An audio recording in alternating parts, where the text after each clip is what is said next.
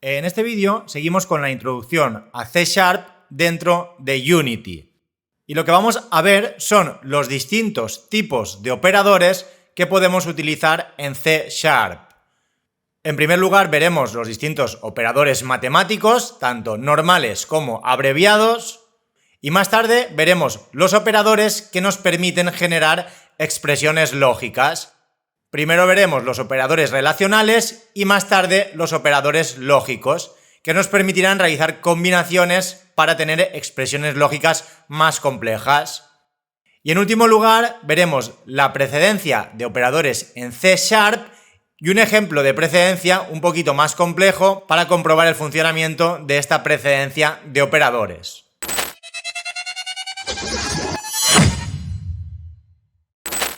Y bien, aquí en primer lugar tenemos una tabla con las distintas operaciones matemáticas que podemos utilizar en C#. Entonces, en principio tendríamos las operaciones típicas, como son la suma, resta, multiplicación, división y módulo. Y luego aquí en la parte de la derecha, al igual que en otros lenguajes, tenemos los operadores abreviados, como son más igual, menos igual, multiplicado igual, dividido igual y módulo igual. Y además tenemos el operador más y el operador menos, que nos sirven para incrementar o decrementar el valor de una variable en una unidad. Y bien, veamos un ejemplo. Aquí en la parte inferior, en la primera línea, declaramos dos variables de tipo entero, llamadas precio 1 y precio 2, cuyos valores son 5 y 10. Entonces, a continuación, vamos a crear una variable llamada coste y le asignaremos el resultado de multiplicar precio 1 por precio 2 por 2. Entonces, en este caso, como precio 1 vale 5 y precio 2 vale 10, 5 por 10, 50, multiplicado por 2, 100. Por ello, en coste se almacenará un 100. Veamos ahora el siguiente caso. Media 1 será igual a precio 1 más precio 2 dividido entre 2. Y aquí en este caso, como tenemos suma y división, tiene más prioridad la división. Esta prioridad de operadores la veremos al final del vídeo en una tabla. Entonces, lo que se hace primero que nada es dividir precio 2 entre 2. Como precio 2 vale 10, dividido entre 2, pues 5. 5 más precio 1, que también vale 5, pues al final en media 1 se almacena un 10.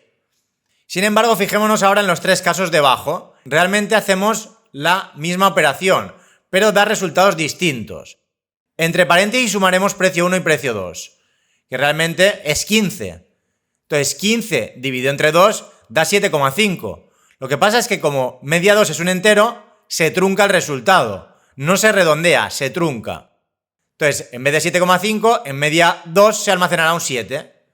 Sin embargo, en el de abajo estamos guardándolo en un float, pero continúa guardándose un 7. Y esto es porque tanto precio 1 como precio 2 como 2 son todo enteros. Entonces, al ser todo enteros, el resultado de esta expresión es también un entero, aunque se lo asigne a un float. Por lo tanto, de nuevo, 15 dividido entre 2, aunque sea 7,5, se trunca a 7 y se guarda en el float media 3. Si quisiéramos que realmente se guardara con los decimales, como mínimo, uno de los operandos debería ser un float. Entonces aquí en este caso, precio 1 más precio 2 es 15 y es un entero. Pero al dividirlo por 2f, esto es un float. Entonces se evalúa todo como float y ya se almacena el 7,5. Es muy importante que tengamos en cuenta este detalle, sobre todo si hacemos cálculos en los cuales queremos obtener precisión en los decimales. Bien, pasemos a la siguiente diapositiva. Aquí tenemos ejemplos de incrementos y decrementos. Estos incrementos se podrán escribir tanto antes como después de la variable. A++ incrementará el valor de A en 1 y ++A hará lo mismo. Sin embargo, al igual que en otros lenguajes, hay una diferencia si ese valor lo asignamos al mismo tiempo que estamos incrementando o decrementando. Veamos este caso. int c igual a 5 y int b igual a c++. Si el más va después, primero se asigna y luego se incrementa. Por lo tanto, en este caso, en b se guardará un 5, pero cuando termine la instrucción, en c habrá un 6. Entonces se asigna antes de incrementar. Sin embargo, en el caso de abajo, si primero hacemos el incremento, se actualizará antes el valor de c. Por ende, si c valía 5, al hacer más c pasa a valer 6 y es lo que se asignará a b. Por lo tanto, en el ejemplo de abajo, tanto en c como en b se almacena un 6, mientras que arriba en b se almacenaba un 5. Esto funciona exactamente igual que en otros lenguajes. Bien, pasemos ahora a los operadores relacionales, los cuales me permiten generar expresiones lógicas. Este tipo de expresiones nos devolverán un valor booleano, o verdadero o falso. Entonces, normalmente se utilizan para evaluar condiciones o para asignar su resultado a una variable de tipo bool. Entonces, tendríamos el operador igual para comprobar si dos valores son iguales, distinto para comprobar si los valores son distintos, y luego mayor que, mayor o igual y menor o igual. Veamos también algunos ejemplos. Aquí de nuevo, primero que nada, creamos dos variables de tipo entero llamadas precio 1 y precio 2, con los valores 10 y 30. Y a continuación hacemos precio 1 más igual precio 2. Este es el operador de suma abreviado, que equivale a escribir precio 1 es igual a precio 1 más precio 2. Entonces se almacenará en precio 1 el resultado de sumar los dos. Por lo tanto, tendremos en precio 1 un 40. Pasemos ahora a ver qué se almacenará en precio 2. Aquí tenemos de nuevo un operador abreviado, menos igual. Por lo tanto, sería equivalente a escribir precio 2 menos a continuación de todo esto. Sin embargo, aquí de nuevo, por prioridad de operadores, primero se debe resolver esto y luego ya al valor de precio 2 restarle todo lo que tenemos aquí. Aunque en este caso no afecte en nada, pero por prioridad de operadores, aquí se debe resolver siempre lo que está a la derecha de este operador. Aquí realmente es una multiplicación por un número negativo, pero si tuviéramos una suma, también se debería hacer antes que esta resta de aquí, aunque esto esté más a la izquierda. Entonces, habíamos dicho que precio 1 valía 40, multiplicado por menos 2 será menos 80. Entonces, a continuación, a precio 2 debemos restarle menos 80. Precio 2 vale 30. 30 menos menos 80 es como sumarle 80 a 30. Por ello, en precio 2 tendremos un 110, mientras que en precio 1 teníamos un 40. Entonces, a partir de aquí, vamos a crear una serie de variables de tipo bool para guardarnos un valor booleano en cada una de ellas. Primero que nada, en barato, estamos comprobando si precio 1 es mayor que precio 2. En este caso esto será falso, ya que precio 1 valía 40 y precio 2 110. Por lo tanto, en barato se guardará el valor false. Luego tendríamos el booleano igual es 1.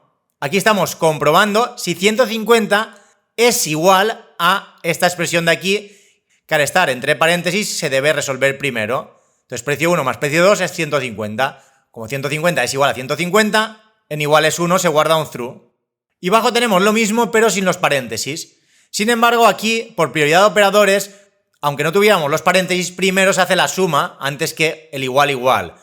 Como he dicho ya antes, veremos esta tabla al final de este vídeo.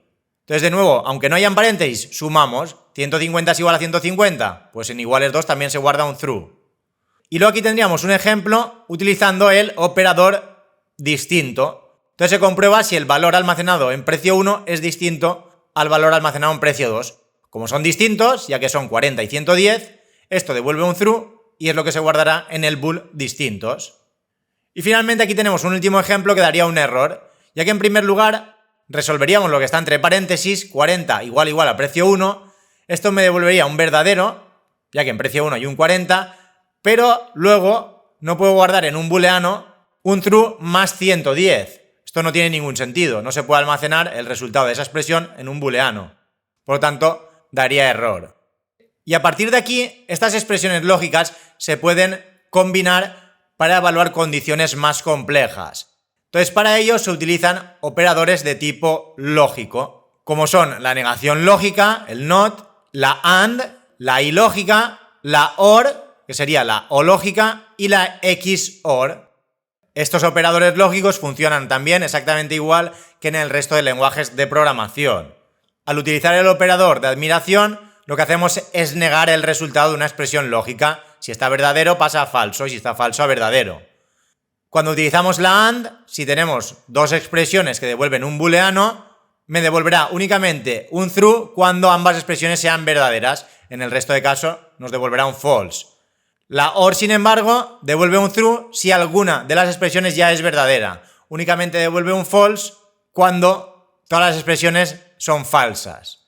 Y finalmente tenemos la XOR, que nos devolverá true cuando las expresiones sean distintas, es decir, una devuelva true y la otra false, o una devuelva false y la otra true.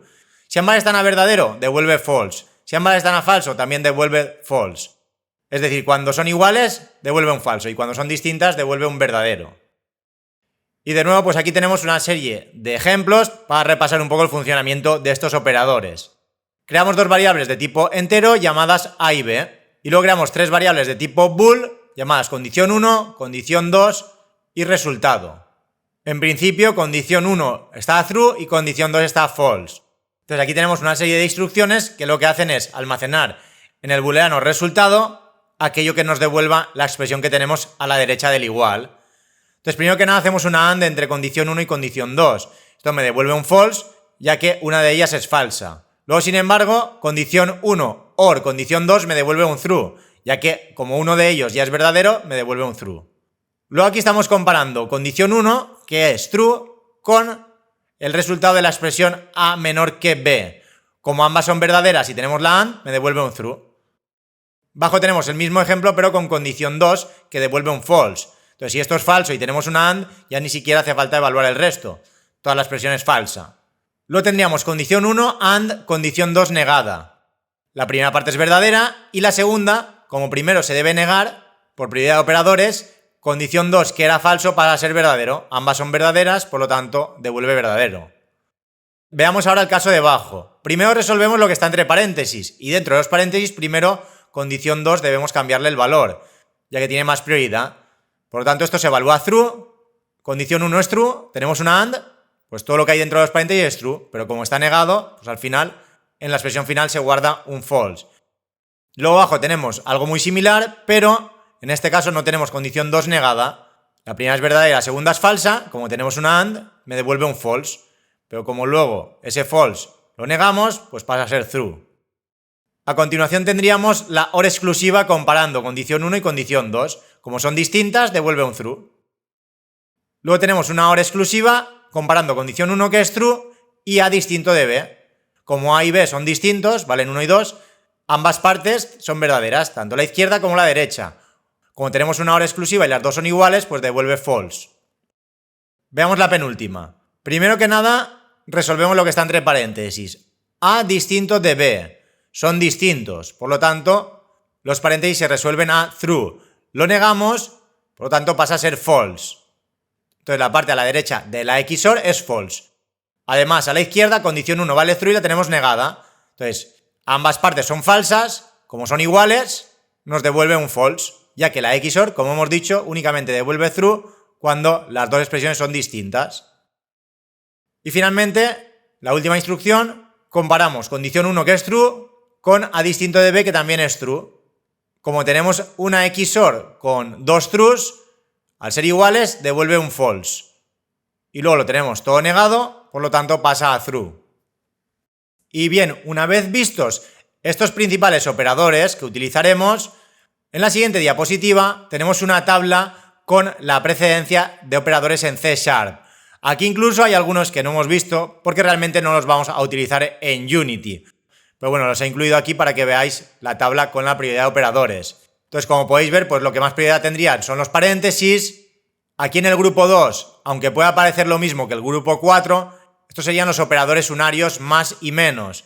Esto realmente sirve para cambiar el signo, tal y como hemos visto antes, si queremos cambiarle el signo a un valor numérico. Por ejemplo, para ponerlo negativo o de negativo a pasarlo a positivo. Entonces, después de los paréntesis, esto sería lo que más prioridad tiene, junto con los incrementos y decrementos, más y menos. Luego, a este mismo nivel también tendríamos la negación lógica. Es decir, si en la expresión hay un booleano y tenemos la admiración, pues se debe hacer antes que el resto de operaciones. Luego en el grupo 3 ya tendríamos multiplicación, división y módulo, y en el grupo 4 sumas y restas. Luego en el grupo 5 tendríamos menor, mayor, que son operadores utilizados para el desplazamiento bit a bit. Y de estos operadores no os he hablado porque realmente en Unity no los vamos a utilizar. No obstante, aunque no se vayan a utilizar, los he incluido dentro de esta tabla. Luego tendríamos el grupo 6 con operadores relacionales, mayor que, mayor o igual, menor y menor o igual. Y luego a continuación los operadores de igual y distinto, que nos servirán pues para comparar tanto los valores del resultado de una expresión como los valores de variables. Luego tendríamos el grupo 8, en el cual he incluido también los operadores lógicos pero bit a bit. Este operador sería el AND bit a bit, aquí tendríamos el OR bit a bit y el XOR bit a bit. Todos estos operadores, aunque los he incluido, pues tampoco los vamos a utilizar. Luego, sin embargo, ya tendríamos en los grupos 9, 10 y 11 los operadores lógicos que hemos visto antes. Más tarde tendríamos el operador ternario, del cual todavía no hemos hablado, aunque lo desarrollaremos en detalle en el siguiente vídeo. Este operador nos permite evaluar condiciones. De hecho, en la siguiente diapositiva veremos ya algún ejemplo.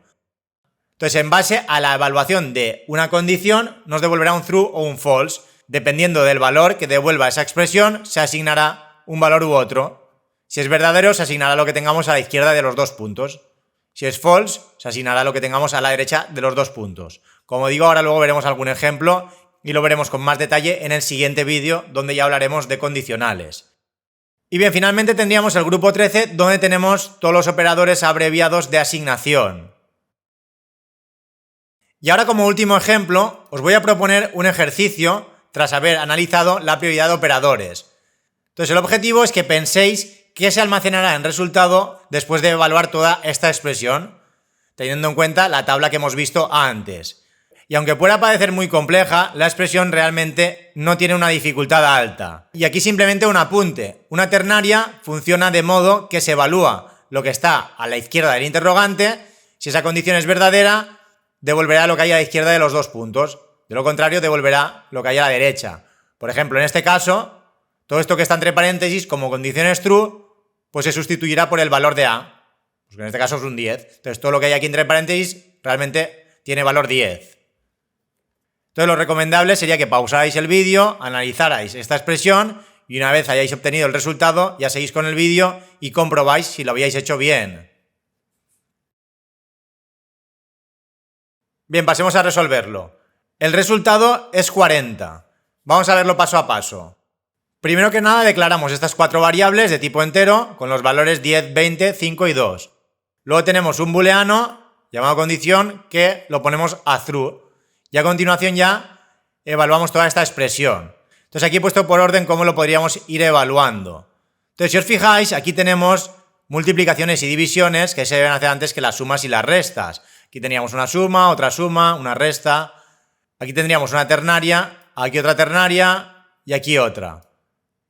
Entonces, por ejemplo, vamos a empezar en B por C, cuyos valores son 20 y 5. Entonces se sustituirá esto de aquí por un 100. 20 por 5, 100. A continuación hacemos la división. 100 entre D. Como D vale 2, pues realmente todo esto vale 50. Luego ya podríamos resolver A más 50 porque luego tenemos un menos. Como A vale 10, pues ponemos aquí un 60. Ahora evaluamos esta condición, la que hemos dicho antes. Como condición es true, me devuelve el valor a la izquierda de los dos puntos, que es A. Por lo tanto, todo esto lo vamos a sustituir por un 10. Entonces incluso podríamos hacer ya esta resta. 60 menos 10, 50. Luego evaluamos esta ternaria. B es mayor que A. Como B vale 20 y A vale 10, pues es verdadero. Entonces me devolverá lo que hay a la izquierda de los dos puntos, que es el valor de C. Entonces todo esto se puede sustituir por un 5. 50 más 5, pues son 55. Ahora aquí entre paréntesis, A más B. A vale 10 y B vale 20. Por lo tanto esto es 30. Dividido entre C más 1. C vale 5, por lo tanto 6. 30 dividido entre 6 da 5. Todo esto lo puedo sustituir por un 5 y 55 más 5 pues lo sustituimos por 60. Y luego tenemos que restarle el resultado de toda esta ternaria que está entre paréntesis. Entonces evaluamos esta condición. Como D vale 2 y es mayor que 1, almacenaremos lo que está a la izquierda de los dos puntos. Esto lo descartamos y nos quedamos con esta expresión de aquí. C por D, 5 por 2... es 10, más A vale 10, es 20. Por lo tanto, todo esto se sustituye por 20. Entonces, en último lugar, 60 menos 20, pues 40, que es lo que habíamos dicho al principio. Entonces, como podéis comprobar, pues era una expresión que, aunque podía parecer compleja en un principio, no tenía ninguna dificultad. Bien, lo voy a dejar como antes. Y con esto terminamos con los operadores en C#. Sin embargo, ahora para terminar, vamos a crear estos mismos ejemplos dentro de Unity. Y a partir de ahora los ejemplos los vamos a ir creando en escenas distintas. Entonces, para que lo entendáis mejor, vamos a ir primero que nada a Unity, donde tenemos el proyecto tal y como lo teníamos en el último vídeo. Entonces aquí lo que he hecho ahora es organizar el curso en una estructura de carpetas por temas. Entonces de momento tengo una carpeta que es tema 1 y ahí voy a crear una carpeta escenas donde iré incluyendo pues, distintos ejemplos que vayamos viendo a lo largo de la unidad. Esto lo hago para no tener mezclada tanta información en una misma escena. Con ello pues pretendo que sea más fácil ver los ejemplos dentro de Unity. Entonces para ello, botón derecho sobre la carpeta escenas y haremos clic en Create Scene. Y a esta escena, por ejemplo, le voy a llamar operadores. Entonces si ahora hacemos doble clic, tendremos pues una escena con una cámara y una luz. La luz se la voy incluso a quitar y a la cámara pues le vamos a poner un color sólido de fondo en un color así más claro. Y por ejemplo vamos a crear un componente de tipo GUI llamado text. Le pondremos de nombre texto y lo configuraremos igual que en la otra escena, pues para poder mostrar información por la pantalla de juego. Entonces vamos a poner primero que nada la posición 00, 1000 de ancho por 1000 de alto. El tamaño de la letra, por ejemplo, lo vamos a poner a 50. El event system lo vamos a quitar.